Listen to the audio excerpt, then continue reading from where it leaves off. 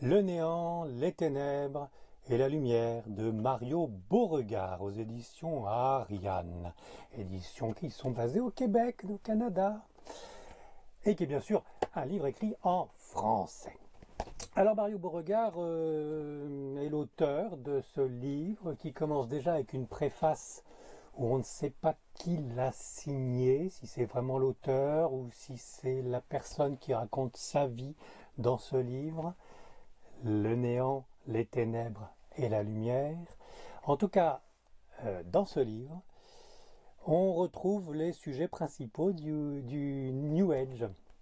J'ai eu du mal à le dire. Parce que on ne sait pas où se placer à la lecture. On ne sait pas si c'est vrai ou si c'est faux, si c'est un récit ou si c'est un roman. Je parlais de la préface. La préface, déjà, en sens, la fait Morgane, avec soutenance de dire qu'elle existe. Bon, déjà, on trouve ça un peu flou.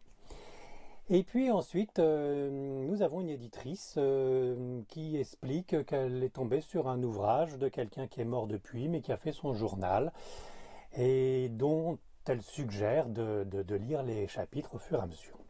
On rentre donc dans la vie d'un homme qui raconte son voyage astral hors du corps. Pendant 8 heures, il est parti dans un ailleurs fabuleux. Il a visité l'enfer, le paradis, et il a tutoyé Dieu.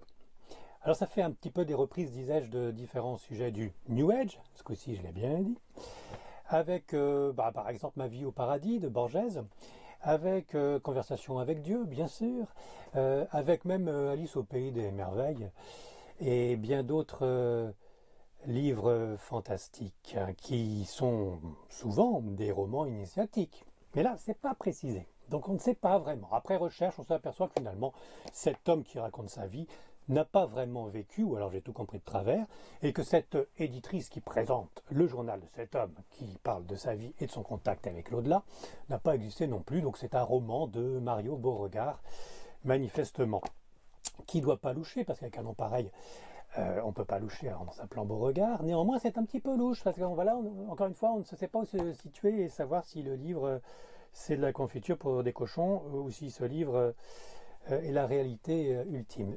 Qu'importe, ça reprend les différents thèmes qu'il vaut mieux avoir en tête pour un enseignement des grandes valeurs, pour l'avenir de l'humanité, comme le dit l'éditrice dans cette préface.